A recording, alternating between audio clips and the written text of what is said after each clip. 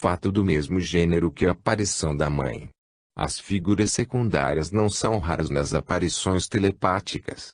Qualquer um pode representar a si mesmo, quer carregando uma criança nos braços ou passeando num coche puxado por 2 cavalos, de forma tão viva como se transportasse um guarda-chuva ou caminhasse por um quarto. Igualmente, pode vislumbrar outros.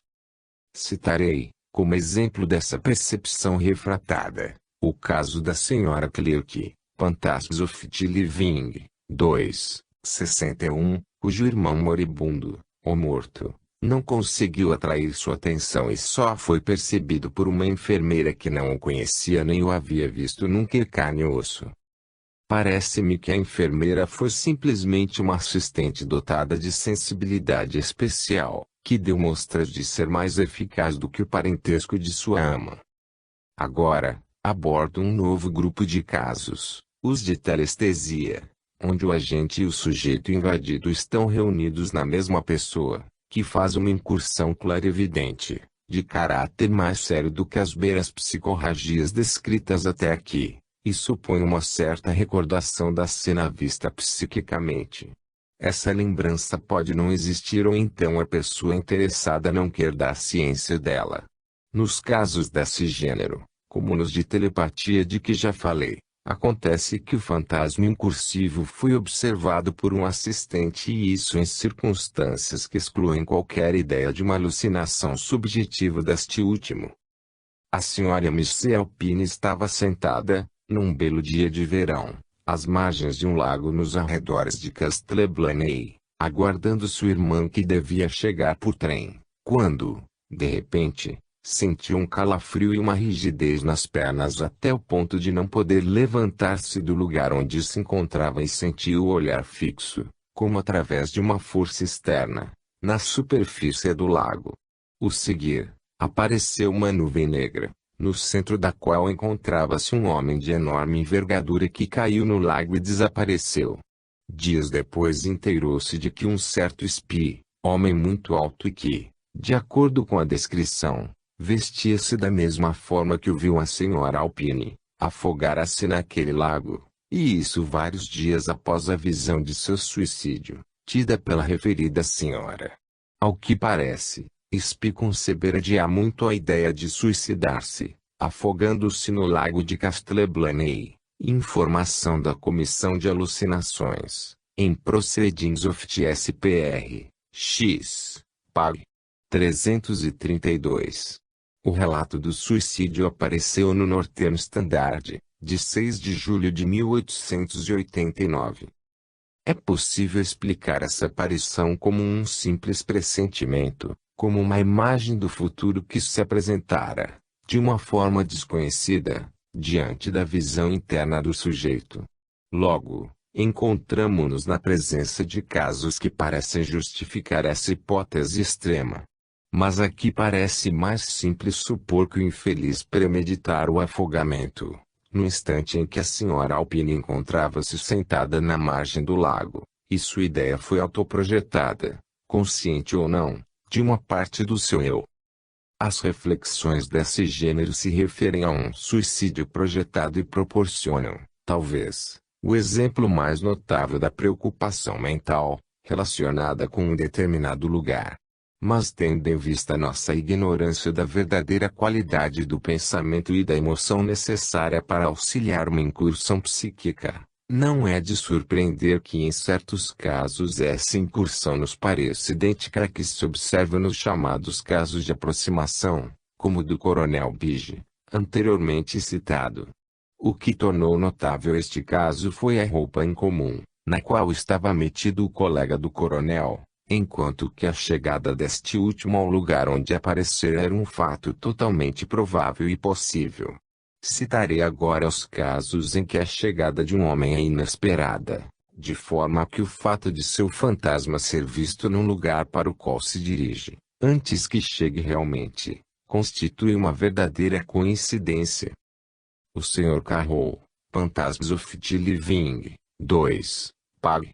96, viu, certa noite, em seu quarto, quando ainda não pensava em deitar-se, A imagem de seu irmão que vivia em Londres, enquanto que ele vivia em Sholebrook Lodge, Dorchester, Northamptonshire. Assustou-se um pouco com a aparição e, antes que tivesse tempo de se recobrar da emoção, ouviu que o chamavam, através da janela do quarto. Era seu irmão, desta vez em carne e osso, que viera expressamente de Londres para vê-lo, sem anunciar-lhe previamente sua visita. Temos de acrescentar que o irmão de Carroll desconhecia o local onde habitava este último e, como ele mesmo disse, encontrou a casa e chamou à janela, certo de encontrar o irmão naquela casa e atrás daquela janela. Eis agora um caso de pressentimento auditivo de uma chegada. Phantasms of the Living, 2, Pag. 100. O Sr. Stevenson estava em sua casa, sentado junto à sua esposa. Eram 19 horas. O quarto encontrava-se em silêncio, quando distinguiu claramente estas palavras: Davi chega. Pensando que sua mulher as pronunciara, interrogou-a, mas ela assegurou-lhe que não dissera uma só palavra.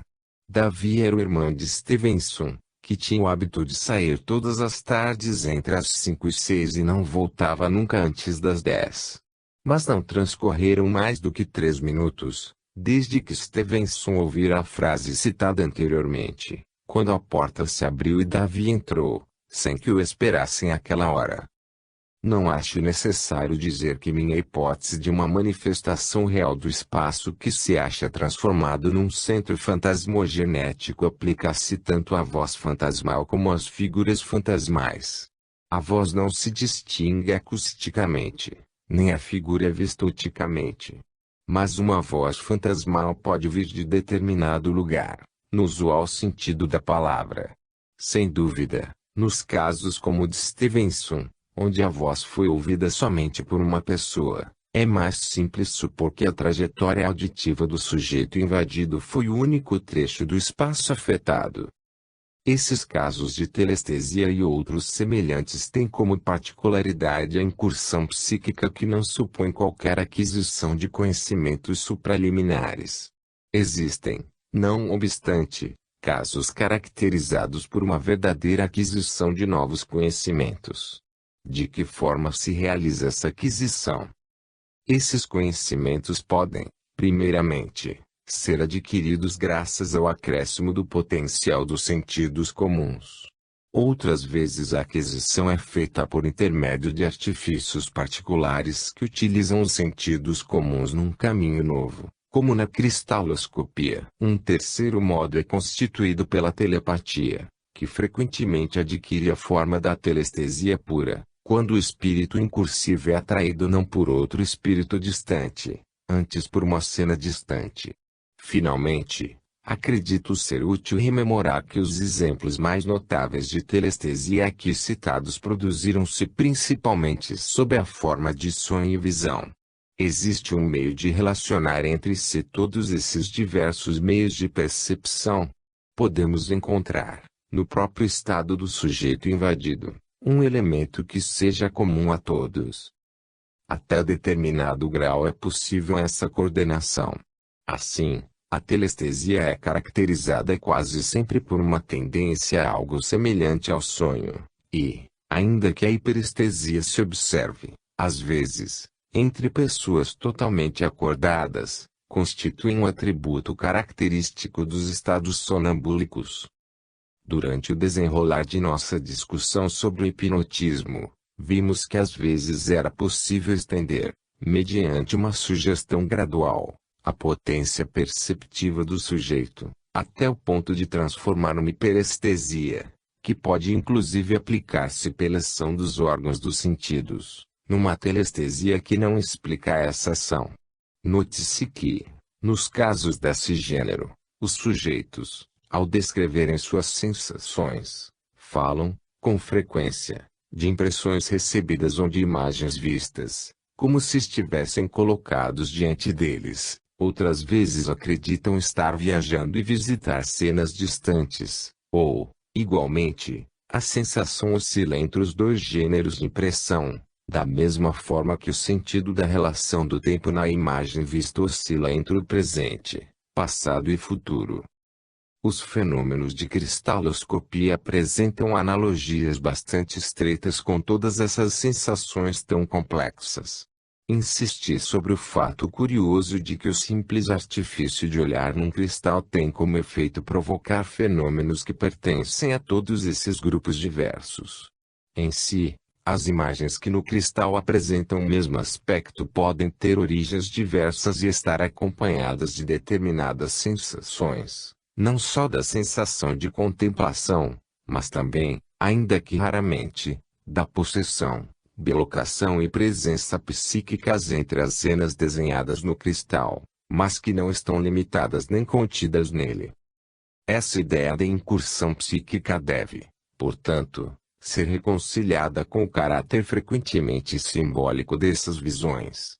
Na cristaloscopia, trata-se, com frequência, não de uma simples transcrição de fatos materiais, antes de uma seleção sucinta que age entre esses fatos e, inclusive, de uma modificação audaciosa desses mesmos fatos, com o fim de tornar o relato da história mais claro e completo. Conhecemos essa mesma sucessão de cenas simbólicas no sonho, no sono e na vigília.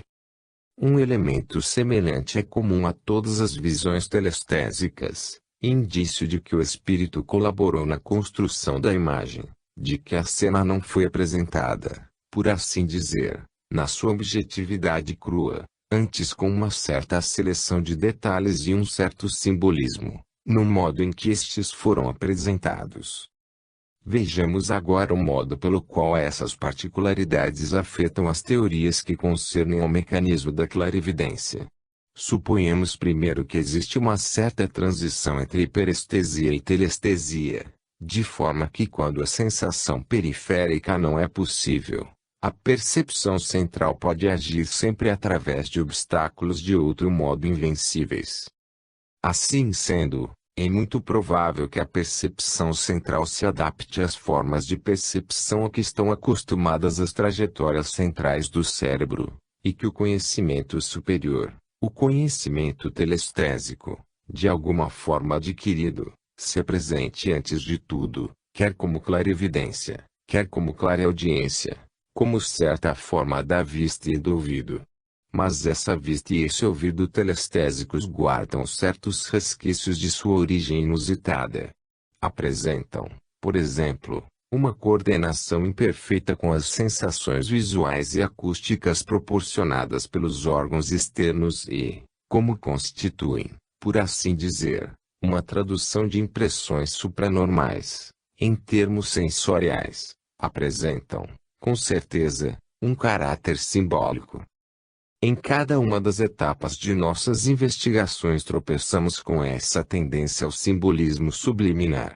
Como exemplo de sua forma mais simples, citarei aqui o caso do estudante de botânica, que, passando distraidamente diante de um restaurante francês, acreditou ter lido no cartaz, verbas contapsus. Mas a palavra que realmente estava impressa era bonilon. E a palavra bonilon constituía a designação francesa vulgar da planta Verbas contapsus. Aqui produziu-se uma transformação subliminar da percepção óptica real, e as palavras Verbas contapsus foram mensagem enviada ao eu supraliminar distraído, pelo eu subliminar, mais preocupado com a botânica do que com a comida. Sabemos ainda que nossa própria percepção óptica é, no seu gênero, simbólica no mais alto grau.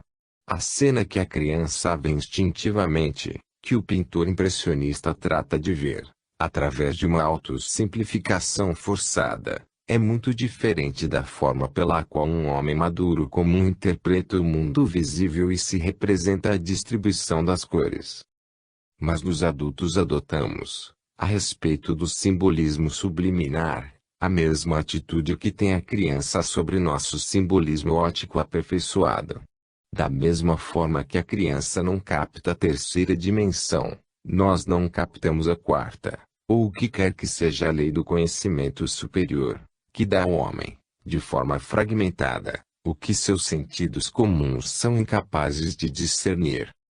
Não quero dizer, de forma alguma, Que todo conhecimento simbólico seja um conhecimento que nos vem de um espírito externo ao nosso. O simbolismo pode ser a linguagem inevitável, através da qual uma das camadas de nossa personalidade se comunica com outra. Resumindo, o simbolismo pode ser a lembrança psíquica, mais fácil ou possível, dos fatos objetivos atuais, e esses fatos podem ter sido fornecidos nessa forma por outros espíritos, dispostos para serem digeridos pelo nosso, como alimento normal e elaborado tendo em vista a nossa digestão corporal, a partir de um primitivo estado de crueza. Mas, do ponto de vista idealista, podemos nos perguntar se nos casos desse gênero existe uma diferença real entre o simbolismo e a realidade, entre o subjetivo e o objetivo, no sentido comum dessa palavra. A matéria sensível, que vemos e tocamos, possui uma realidade sólida para os espíritos constituídos de forma que tenham a sensação subjetiva de sua solidez. Mas para os outros espíritos, dotados de outra forma de sensibilidade, para os espíritos talvez superiores aos nossos, e mais numerosos que os nossos, essa matéria sólida pode parecer discutível e irreal, enquanto o pensamento e a emoção, percebidos por vias desconhecidas para nós, representam para eles a única realidade. Este mundo material constitui, com efeito, um caso específico, um exemplo simplificado, entre todos os mundos perceptíveis aos espíritos encarnados. Para os espíritos desencarnados não é já um caso específico, é-lhes, aparentemente, mais fácil discernir os pensamentos e as emoções com a ajuda de signos imateriais. Todavia não estão desprovidos totalmente da faculdade de perceber as coisas materiais, como os espíritos encarnados não estão desprovidos da faculdade de perceber as coisas imateriais, as emoções e as ideias, simbolizadas de forma fantasmal. Parece emanar dessas reflexões a existência de uma contínua transição da telestesia à telepatia, da percepção supranormal de ideias existentes nos outros espíritos à percepção supranormal do que conhecemos como matéria. Toda a matéria pode existir sob a forma de ideia num espírito cósmico, com o qual qualquer espírito individual pode encontrar-se relacionado, da mesma forma que com outros espíritos individuais. A diferença reside, talvez, antes no fato de que só em consequência de uma chamada à vinda de um espírito similar, o do agente entra em ação, enquanto que as incursões entre os objetos inanimados estão, com frequência, privadas de qualquer impulso. Esta suposição, sendo certa, explicaria o fato dessas incursões se realizarem, a miúde, sob a influência da sugestão hipnótica. Se nos referirmos agora aos casos de clarividência à distância, encontraremos neles uma espécie de fusão de todas as manifestações das faculdades supranormais, telepatia, telestesia, retrocognição, precognição, coexistentes numa síntese incompreensível para nós. Só artificialmente podemos classificar esses casos de acordo com o predomínio deste ou daquele fenômeno. Dessa forma obtemos, experimentalmente, casos onde parece manifestar-se uma faculdade independente de visitar qualquer lugar, cuja posição tenha sido, talvez, descrita anteriormente, seguindo sinais já conhecidos. A clarividente, emprega o gênero feminino, ainda que em certos casos os homens manifestem a mesma faculdade, errará, com frequência, seu caminho e descreverá mil de casas e cenas que se encontram próximas às que desejava visitar. Mas, quando tenha percebido, literalmente, a pista e encontrado o lugar que o homem que procura atravessou, seguirá a pista com a maior facilidade, reconhecendo, aparentemente, tanto os acontecimentos passados como as circunstâncias atuais de sua vida. Nesses casos experimentais prolongados dispomos de tempo suficiente para permitir à clarividente atravessar certos locais, como quartos vazios, fábricas, etc., onde não atraiu qualquer vínculo aparente com pessoas vivas. Desse modo, A possibilidade da existência da telestesia, independentemente da telepatia, pôde ser comprovada, incidentemente, durante o desenrolar dos experimentos exclusivamente telepáticos. Essas viagens clarividentes prolongadas parecem, antes, sonhos, que alucinações da vigília. Citaremos o caso de um médico que pretendeu guardar o anonimato, para que não o acusassem de defender opiniões contrárias ao dogma científico geral. Atendia a mulher de um pastor, doente. Durante o atendimento sobrevieram delírios que não pareciam ter relação alguma com a enfermidade principal. A paciente vivia numa casa que não possuía campainha externa e cuja porta permanecia fechada a partir da meia-noite. Certa noite, mais ou menos às 9 horas, o médico voltara da casa de sua doente mais perplexo do que nunca. Deitou-se cedo. Mas, mais ou menos a 1 hora da madrugada, levantou-se dizendo para sua mulher que ia visitar sua cliente. Ao ouvi-la dizer-lhe que encontraria a porta fechada e que por isso não poderia entrar, respondeu que viu o proprietário da casa conversando na rua com outro homem. A mulher não se espantou com a resposta, mormente quando o marido lhe disse estar totalmente desperto. Portanto, saiu e encontrou, de fato, diante da casa o proprietário, que lhe abriu a porta. Ao entrar no quarto da doente, encontrou-a prestes a engolir um copo cheio de licor alcoólico. Teve, dessa forma, a explicação dos delírios, que eram unicamente de natureza etílica. Falou sobre isso com o marido da doente, que o negou com energia e pediu ao médico que não voltasse. 3 semanas mais tarde, o médico inteirou-se de que sua doente estava num asilo de alcoólatras, Phantasms of the Living, e, Pag. 267. É difícil afirmar se foi a enferma que se dispôs à embriaguez ou se foi o proprietário que desempenhou, em certo sentido, o papel de agente, no caso. De uma forma ou de outra, o desejo tenaz do médico de encontrar uma ocasião para esclarecer o caso de sua doente levou a uma colaboração Deus subliminar e Deus supraliminar, semelhantes a uma inspiração genial, mas, enquanto o gênio age nos limites sensoriais comuns, o eu subliminado médico desenvolveu suas forças supranormais num grau extremo. Existem outros casos em que uma cena apenas percebida, como a luz de um relâmpago, apresenta um interesse especial para o sujeito invadido, ainda que nenhum dos personagens da cena tenha o desejo de torná-la visível. Em outros casos ainda, os sujeitos assistem a um acontecimento real, que se realiza à distância, aparecer subitamente como nas imagens cristaloscópicas, na parede, ou mesmo no ar, às vezes num círculo de luz, sem fundo aparente. Pode-se, então, ver por clarividência um incidente muito tempo após ter se produzido. Pode-se dizer que se visitou uma cena em clarividência ou que se mostrou espiritualmente, quando essa cena representa um velório, onde toda emoção está apaziguada, mas para a qual o espírito livre deseja atrair a atenção e a simpatia de um amigo.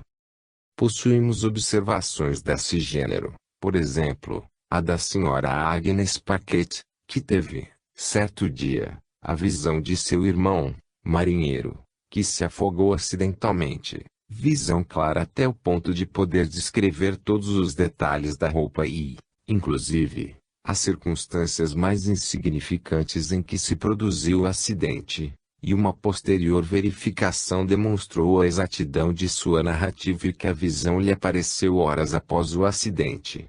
Proceedings of TSPR 7, Pag. 32 a 35. Em outro caso, trata-se de uma mulher que teve, certo dia, a visão de seu médico, que há 1 ano não via e ao qual deixara gozando plena saúde, estendido, morto numa cama, num quarto vazio, sem móveis e cortinas.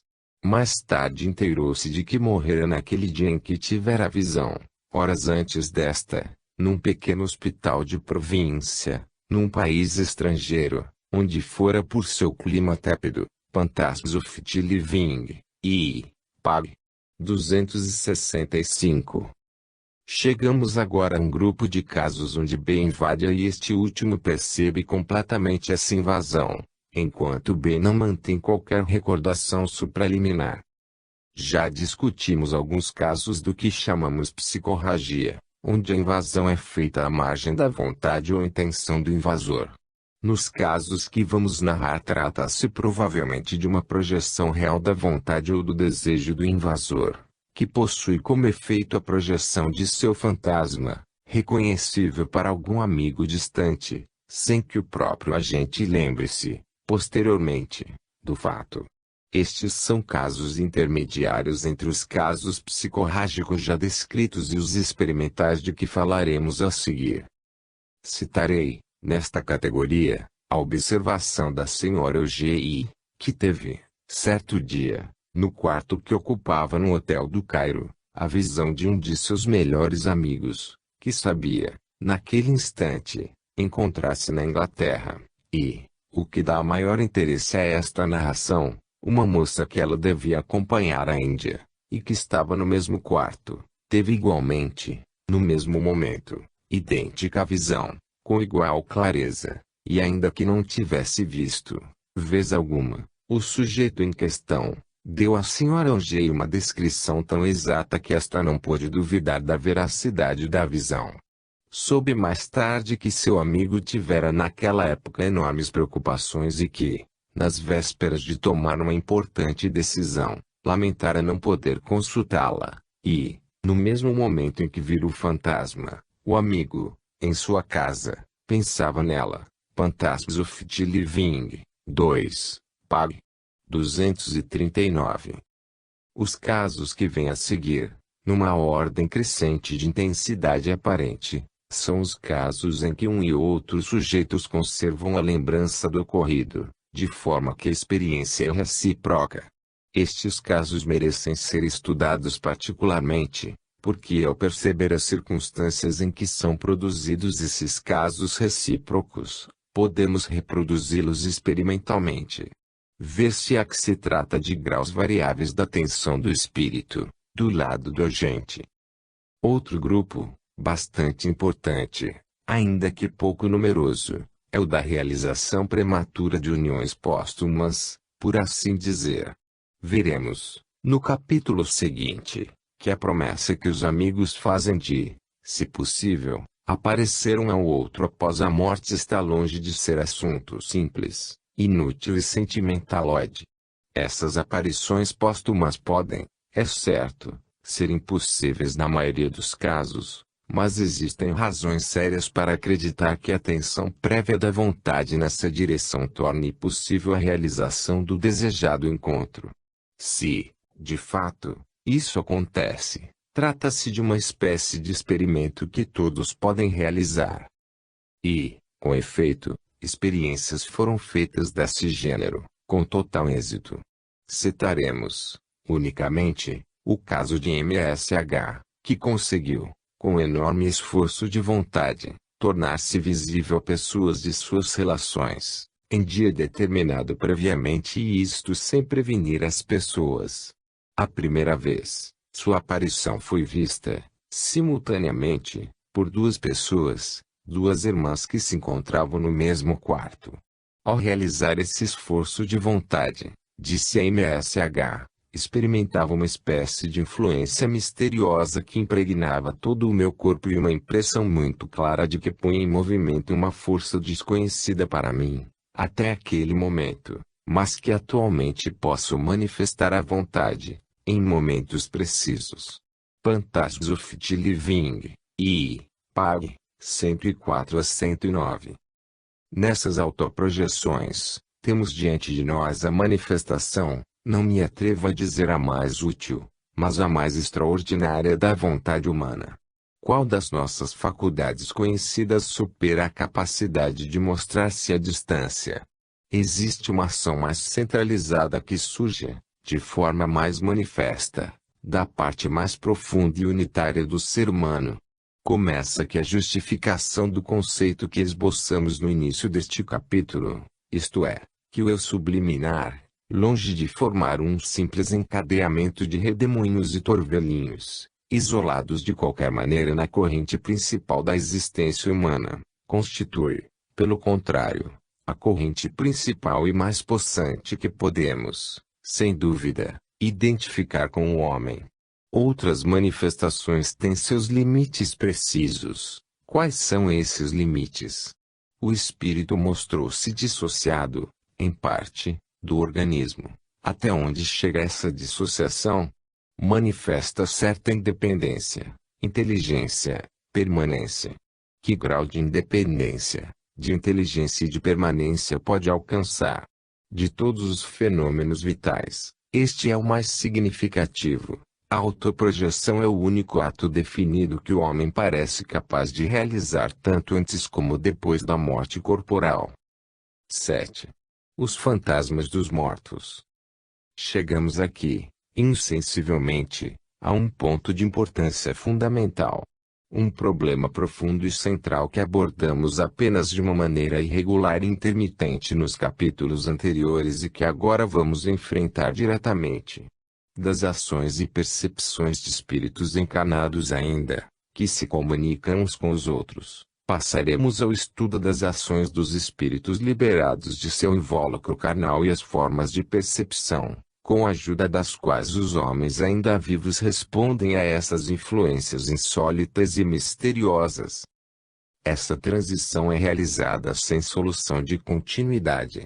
O eu subliminar que já estudamos através das diferentes fases de sensibilidade crescente, que vimos adquirir uma independência cada vez maior dos laços orgânicos, será agora estudado do ponto de vista de sua sensibilidade, a respeito de influências ainda mais afastadas, como se fosse dotado de uma existência independente, mesmo depois da destruição do organismo. Nosso tema apresenta, naturalmente, 3 divisões principais. Em primeiro lugar, discutiremos brevemente o valor dos argumentos teóricos em favor da sobrevivência depois da morte e suas relações com os argumentos apresentados nos capítulos precedentes. Em segundo lugar, e isto constitui o ponto capital deste capítulo, precisamos fazer uma classificação racional dos argumentos em favor da sobrevivência, no que se refere especialmente ao automatismo sensorial, vozes ou aparições, e os fatos do automatismo motor, escrita automática e possessão ficam para uma discussão posterior. Em terceiro lugar, finalmente, examinaremos o significado do conjunto dos fatos em questão e sua importância do ponto de vista do futuro científico e moral da humanidade. Primeiramente, no que concerne a evidência em relação à sobrevivência humana, esbarramos, na maioria dos casos, mesmo tratando com pessoas inteligentes, com uma prevenção absoluta, com a resolução decidida de não acreditar nos fatos desse gênero. Essas pessoas dizem que só se deixarão convencer no dia em que tenham provas de que existe uma relação de continuidade entre os fenômenos em questão e os já reconhecidos e provados, e por enquanto se recusam a imaginar qualquer relação de continuidade entre a hipótese da existência do mundo espiritual e a evidência que aparece nas nossas experiências relacionadas como o mundo material. Eu reconheço essa necessidade de continuidade e reconheço também que os argumentos levantados até agora em favor da existência do mundo espiritual desconheceram e descuidaram demasiadamente dessa necessidade. O espírito popular desejou sempre qualquer coisa de extraordinário que fosse além das leis naturais, sempre professou o credo quia absurdum ou o credo quia non probatum. Disso resultou fatalmente uma grande insegurança na convicção assim adquirida. Se privado do apoio do sistema geral da ciência, o ato de fé parece retroceder e apagar-se na medida em que o sistema avança e cresce. Não é demais voltar a dizer que o objetivo que eu procuro é de um caráter totalmente oposto. Acreditando que todo espírito cognoscível é tão contínuo quanto toda matéria cognoscível, Eu gostaria de fazer no campo espiritual o que a análise espectral e a lei da gravitação fizeram no campo material e mostrar que nas operações do mundo espiritual desconhecido reina a mesma conformidade de substância e de ação recíprocas que no mundo conhecido da matéria. E para explorar estas atitudes inacessíveis não me colocarei, como os teólogos, sobre uma torre cuja parte superior se perde nas nuvens, mas sobre a terra firme na bem medida base de uma figura trigonométrica. Para poder medir esta base devemos começar limpando o terreno. Vejamos primeiro as definições mais simples, para esclarecer para nós mesmos as coisas que desejamos analisar e descobrir. Para falar a linguagem do povo, procuramos os espíritos. Qual é o significado que devemos dar à palavra espírito, em volta da qual desenvolveram-se teorias tão arbitrárias, e que provocaram tantos temores sem causa? Seria preferível, no estado atual dos nossos conhecimentos, que nos limitássemos a reunir simplesmente os fatos, sem nenhum comentário especulativo. Mas é também necessário expor os erros manifestos do ponto de vista tradicional, o qual, se não for refutado, poderia parecer o único possível, até para aqueles que sempre se recusaram a aceitá-lo. Porque, segundo a opinião do povo, um espírito é uma pessoa morta autorizada pela providência a manter-se em contato com os sobreviventes. Esta breve definição inclui, na minha opinião, 3 afirmações desprovidas de base. Em primeiro lugar, as palavras providência ou autorização podem ser aplicadas ao fenômeno em questão tanto quanto a qualquer outro fenômeno. Reconhecemos que todos os fenômenos acontecem segundo as leis do universo, e portanto com autorização da potência suprema do universo. Inegavelmente a realização dos fenômenos de que nos ocupamos está autorizada, mas não de uma maneira especial, que converteria este fato numa exceção da regra, sendo que apenas uma de suas aplicações particulares.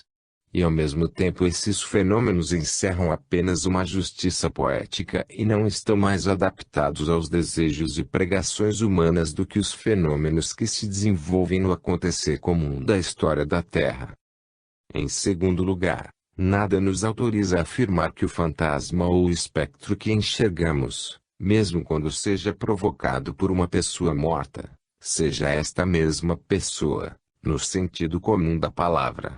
Trata-se, em todo caso, de uma dessas figuras alucinantes ou fantasmas, análogos aos que as pessoas vivas são capazes de projetar à distância, sem que seja possível afirmar que a aparição que enxergamos seja a mesma pessoa viva. Igualmente, o que chamamos de um espectro ou uma aparição não é a mesma pessoa morta. Existe, com certeza, uma ligação entre o espectro e a pessoa morta, ligação que a natureza deve determinar, mas que está longe de significar a identificação completa.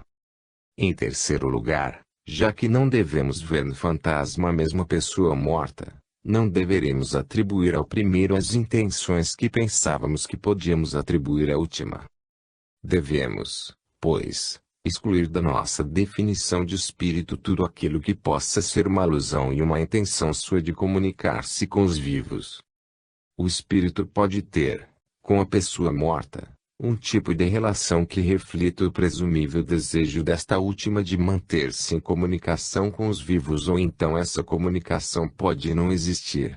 Se, por exemplo, existir entre ele e sua vida pós-morte em uma relação semelhante à que comprovamos entre nossos sonhos e nossa vida terrena, pode representar uma pequena parcela do que lhe pertence em propriedade, se se trata apenas de algumas lembranças e instintos vagos, daqueles que dão uma individualidade difusa e obscura aos nossos sonhos mais comuns. Tentemos, pois, uma definição mais exata.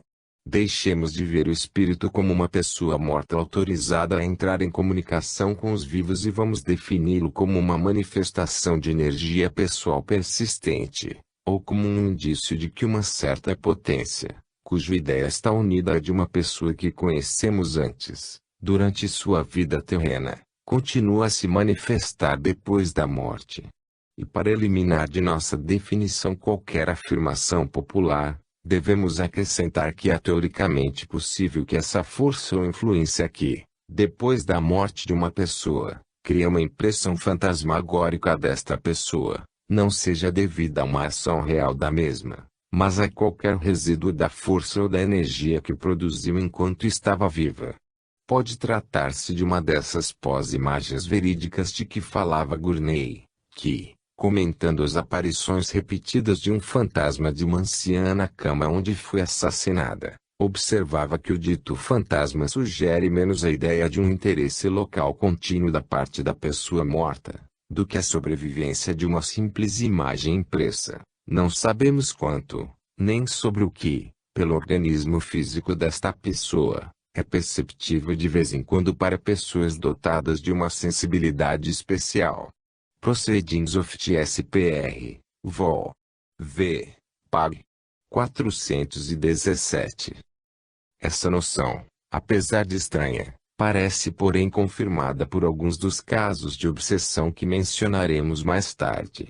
Veremos, então, a frequência do aparecimento das mesmas imagens alucinatórias nos mesmos locais, e como é inverossímil a ideia de admitir uma intenção qualquer ligada a esses aparecimentos, uma relação qualquer entre elas e as pessoas mortas ou o gênero de tragédia que, no espírito do povo, são frequentemente associadas ao fenômeno do aparecimento.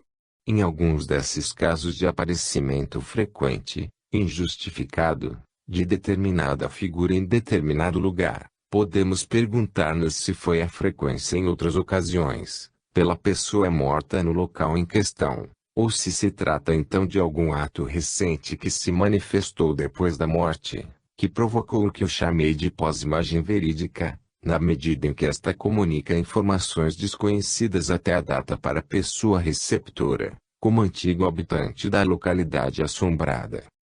Estas são algumas das questões levantadas por nosso tema. E o fato de que problemas tão estranhos possam apresentar-se a cada instante tende a demonstrar, de certa forma, que esses aparecimentos não são fenômenos puramente subjetivos, nascidos exclusivamente na imaginação da pessoa receptora. Eles não são absolutamente o que os homens pensam. A colheita infinita de lendas e histórias fictícias concernentes aos espíritos mostram como é grande a tendência do espírito humano para enfeitar esses temas e proporcionam uma prova curiosa da persistência dos preconceitos, baseados num código particular e referindo-se a fenômenos imaginários, totalmente diversos dos fenômenos reais. É difícil revestir, por assim dizer, um fenômeno real de um caráter romântico. A maioria das histórias de aparições são semelhantes entre si e parecem tão fragmentárias quanto desprovidas de sentido. Pois seu verdadeiro sentido não está de acordo com o instinto místico e poético da humanidade, que produz enfeitas histórias imaginárias, mas com alguma lei desconhecida, que nada tem a ver com os sentimentos e os convencionalismos humanos. Assim, assistimos frequentemente ao fato bastante absurdo de ouvirmos pessoas que ridicularizaram os fenômenos que se produzem realmente, apenas porque eles não estão de acordo com as suas noções preconcebidas a respeito das histórias de aparições. Eles não percebem que é precisamente essa divergência, essa característica inesperada, que constitui um sério indício de que os fenômenos em questão têm sua origem fora do espírito, incapazes de representar-se antecipadamente os fenômenos desse gênero. Acho que pela primeira vez começamos a formar, sobre as comunicações espirituais, um conceito que esteja mais ou menos de acordo com os outros conceitos já provados e mais afirmados, e que possa, até a uma certa medida, ser apresentado como desenvolvimento dos fatos verificados pela experiência. Precisamos dos conceitos preliminares, já conhecidos pelos antigos, o primeiro dos quais encontra lugar recentemente na ciência, enquanto o segundo ainda espera sua patente de ortodoxia. O primeiro, com o qual o hipnotismo e os diversos tipos de automatismo nos familiarizaram, é o conceito da personalidade múltipla, a coexistência potencial de diversos estados e diversas memórias no mesmo indivíduo.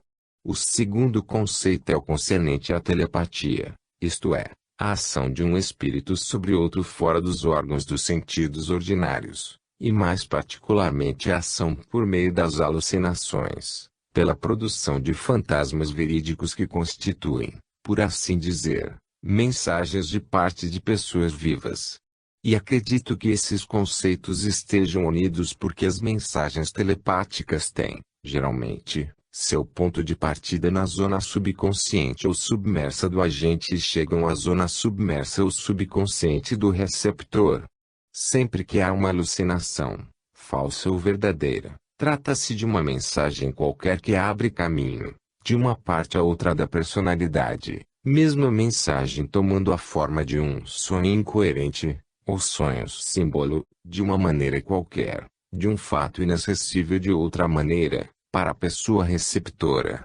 O mecanismo é o mesmo quando a mensagem se desloca de uma zona para outra, no interior do mesmo indivíduo, e quando se transmite de um indivíduo para outro, no caso em que o eu consciente é estimulado pelo seu eu inconsciente que B é estimulado telepaticamente pelas profundas e ocultas fontes de percepção de A. Se esta opinião é de alguma maneira verdadeira, parece aconselhável procurar dentro dos nossos conhecimentos sobre as comunicações anormais ou supranormais entre espíritos ainda encarnados ou nos estados anormais ou supranormais do mesmo espírito ainda não liberado da envoltura da carne, as analogias que possam nos iluminar, mesmo parcialmente, sobre os fenômenos de comunicação entre os espíritos encarnados e os espíritos desencarnados. Mas uma comunicação, sempre que for possível, entre uma pessoa morta e uma pessoa viva é uma comunicação entre um espírito em uma certa fase de existência, e outro espírito em uma fase completamente diferente. É, ainda, uma comunicação que se realiza por uma via diferente dos órgãos dos sentidos ordinários, desde que, de uma parte, os órgãos materiais dos sentidos não existem. Encontramo-nos, evidentemente, na presença de um exemplo extremado, tanto de comunicação entre os diversos estados do mesmo indivíduo, quanto de comunicações telepáticas, e poderíamos, quem sabe, formar uma ideia mais exata do fenômeno em questão, considerando as manifestações menos avançadas destas duas categorias. Em que oportunidades vemos um espírito que se comunica com um outro espírito, em condições diferentes das que envolvem o primeiro, habitando num mundo diferente, considerando as mesmas coisas de um ponto de vista também diferente, todas essas diferenças exprimindo qualquer coisa além das divergências de caráter que existem entre as duas personagens. Isto acontece primeiramente no sonambulismo espontâneo, nos diálogos entre uma pessoa adormecida e uma pessoa acordada. E vejamos como é fácil entrar em comunicação com um estado que, em princípio, se assemelha ao do isolamento completamente fechado. Um velho ditado diz: acordados possuímos o mundo em comum, mas cada pessoa que dorme vive num mundo particular. Porém essa pessoa que dorme, mesmo completamente fechada em si mesma, pode ser levada, suavemente, a uma comunicação espontânea com os homens acordados. O sonâmbulo, ou melhor ainda, o soníloco, pois o problema é mais de conversação do que de perambulação, representa assim o primeiro tipo natural da aparição. Observando os hábitos dos sonâmbulos é possível perceber que a sua possibilidade de comunicar com outros espíritos varia de um caso para outro. Um sonâmbulo se dedica às suas ocupações habituais sem reconhecer a presença de qualquer pessoa, um outro reconhece apenas algumas pessoas, ou só dá uma resposta quando interrogados sobre certos temas, pois seu espírito entra em contato com outros espíritos apenas sobre certos pontos pouco comuns. O sonâmbulo quase nunca presta atenção no que as outras pessoas fazem, para poder assim regular, consequentemente, sua conduta. Passemos agora, do sonambulismo natural, idiopático ou espontâneo, para o sonambulismo provocado, o sonambulismo hipnótico. Aqui encontramos em cada etapa do sono uma faculdade de comunicação parcial e variável. Logo, o sujeito hipnotizado nada manifesta, parece capaz de ouvir só uma pessoa e de atender-lhe, excluindo as demais. Conversará livremente com quem quer que seja, mas, mesmo neste caso, não é seu eu desperto que fala e geralmente só recorda, imperfeitamente, ou não se recorda, durante a vigília, o que fez ou disse durante o sono. Por analogia com o que ocorre quanto às comunicações entre as pessoas vivas que se encontram em estados diferentes, podemos esperar que as comunicações entre os espíritos encarnados e os desencarnados, sendo possíveis, sejam restritas e limitadas e não façam parte da corrente comum da provável consciência desencarnada. Estas considerações preliminares são aplicáveis a todos os modos de comunicação com as pessoas mortas, quer em sua forma motora, quer na sensorial. Consideremos agora que os modos de comunicação com os mortos são de natureza que nos pareçam prováveis, por analogia, com o que se sabe sobre as comunicações entre os vivos.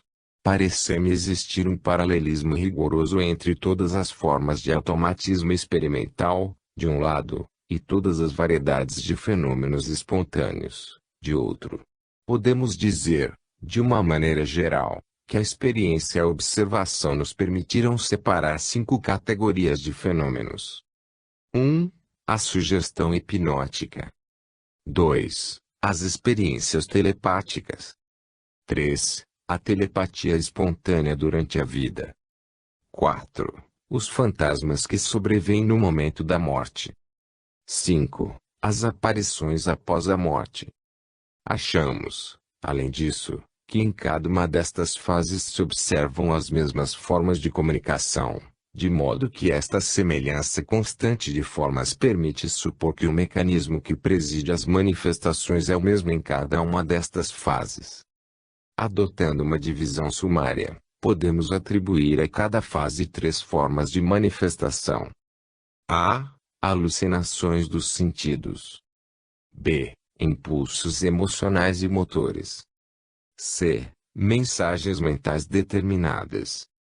Primeiro, iniciemos por um grupo de experiências em que está ausente a telepatia, mas que mostram em sua forma mais simples o mecanismo da transmissão automática de mensagens, de uma camada para outra da personalidade.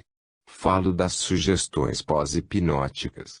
Nestas o agente é representado por um homem vivo, que age pelos meios comuns, pela palavra direta. O traço característico é dado pelo estado da pessoa que recebe, hipnotizada nesse momento, e que, portanto, sofre uma forma de desintegração da personalidade, de afloramento momentâneo de uma parte do seu eu que no estado normal está profundamente oculto. Essa personalidade hipnótica, que atinge por momentos a superfície, recebe a sugestão verbal do agente, do que o eu desperto do sujeito que recebe não possui a menor ideia. Mais tarde, quando o eu desperto readquiriu sua posição superficial, o eu hipnótico realiza, no momento aprazado, a sugestão, um ato cuja origem é desconhecida da camada superficial da consciência, mas que constitui, na realidade, uma mensagem enviada à camada superficial pela camada que está, de fato, submersa ao subconsciente, que recebeu, de início, a sugestão.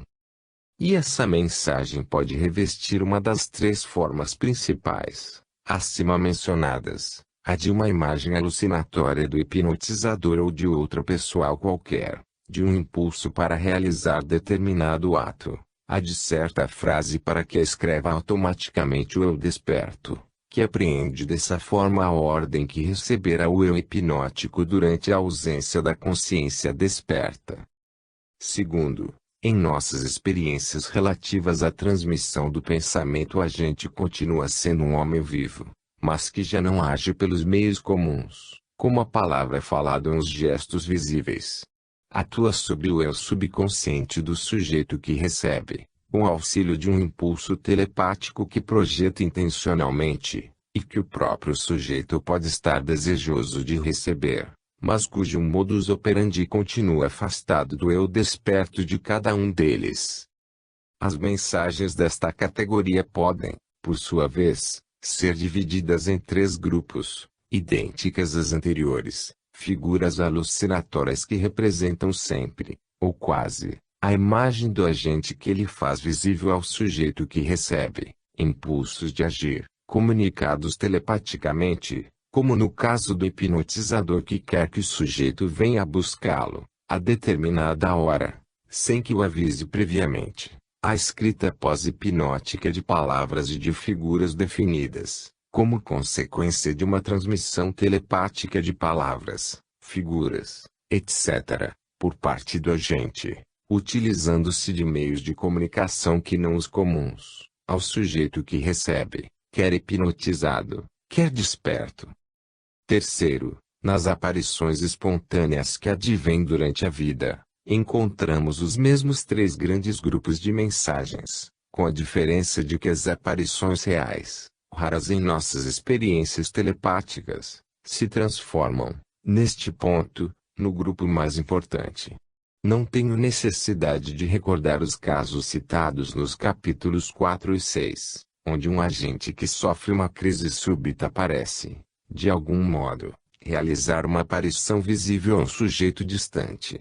Assemelham-se, também, a estes casos, não menos importantes, de dupla aparição, nos quais o agente é visto diversas vezes sob a forma de fantasma, por pessoas diversas, em momentos desprovidos de crise. Temos ainda, entre as impressões telepáticas produzidas, espontânea, não experimentalmente, pelos agentes vivos, casos que não há necessidade de recapitular aqui, em que existe uma profunda sensação de angústia ou um impulso a voltar para casa, semelhante ao impulso experimentado pelo sujeito que se aproxima do hipnotizador distante, no momento em que este o deseja. Quarto, encontramos também os três mesmos grupos de mensagens nos casos de aparições que se produzem no momento da morte.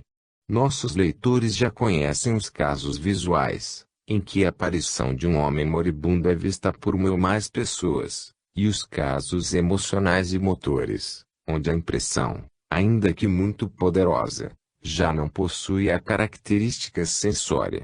E foram publicados inúmeros casos onde a mensagem consistia em palavras definidas que nem sempre eram exteriorizadas sob a forma de uma alucinação auditiva, senão que, às vezes, eram pronunciadas ou escritas automaticamente, como no caso relatado pelo Dr. Liebaut, no qual uma jovem escreve uma mensagem, anunciando a morte de seu amigo, no momento em que este morria numa cidade distante. Fantasms of the Living, I. Pag. 293. Quinto, considero que os casos post-mortem podem ser classificados da mesma forma e que os três grupos principais se observarão na mesma proporção. Os mais notáveis são os das aparições reais, que constituirão o tema básico das páginas seguintes.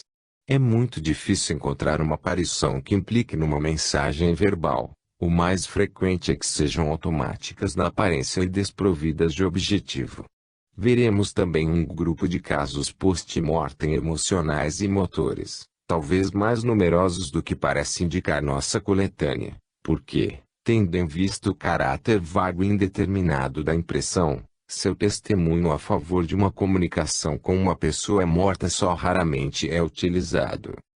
Gostaria agora de mostrar que ao lado desses grupos de manifestações póstumas existe um terceiro, constituído por mensagens orais que, ao menos em certos casos, proporcionam prova de sua origem póstuma. Deixo, para a comodidade do leitor, esses casos motores para o capítulo seguinte, de modo que a prova que temos da sobrevivência será, por enquanto, muito incompleta. Em todo caso temos perante nós uma tarefa bem definida. Devemos, neste capítulo, recordar e analisar as experiências sensoriais dos vivos que parecem poder ser atribuídas à ação de alguma individualidade humana que persiste após a morte. Trataremos de verificar, pois a coisa não parece ser evidente à primeira vista, As condições que caracterizam um fantasma visual ou auditivo, para poder ser considerado como um indício da influência exercida por um espírito desencarnado. O melhor que nos resta é citar as palavras proferidas na Sociedade de Investigações Psíquicas, por Gurney, em 1888, quando se discutiu essa questão.